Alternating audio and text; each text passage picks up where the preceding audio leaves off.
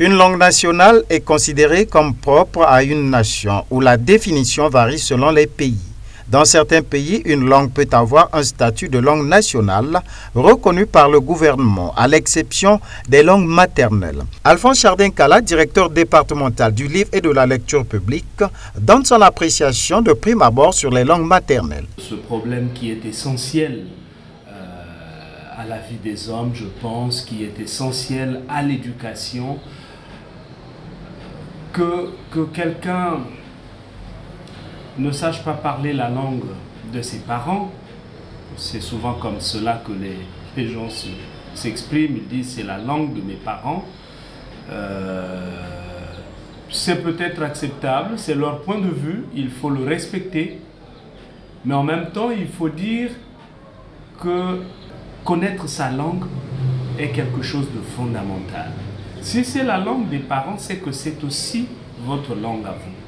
Et il serait quand même bien que vous appreniez à la parler, que vous appreniez à vous exprimer dans cette langue-là, parce que le français que nous parlons, c'est la langue maternelle des gens que l'on connaît bien parce qu'ils sont nés quelque part, parce qu'ils habitent quelque part, parce que les parents viennent de quelque part.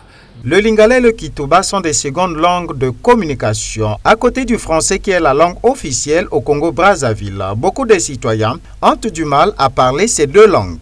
C'est très important pour tout Congolais d'apprendre à parler nos deux langues nationales. Mais tenez, nous avons de la chance d'avoir deux langues nationales.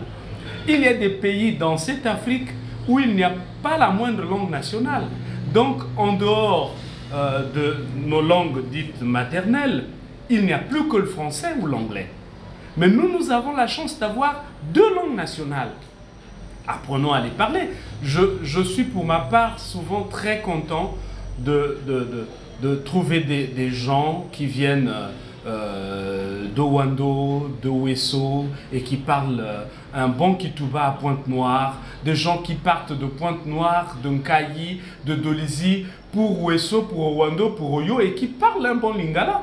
Mais c'est quelque chose de très bien, c'est une richesse que nous avons. C'est une très grande richesse que nous avons. Et nos problèmes de nation, si nous voulons devenir réellement une nation, peuvent déjà être résolus de par le fait que chacun de nous apprendrait à bien parler lingala et kitouba. Le lingala est une langue bantou qui compte 2 millions de locuteurs lingalophones, en grande majorité dans la partie du septentrion, et le kitouba est également une langue bantou parlée comme seconde ou première langue par 50,35% de la population entre Brazzaville et Pointe-Noire.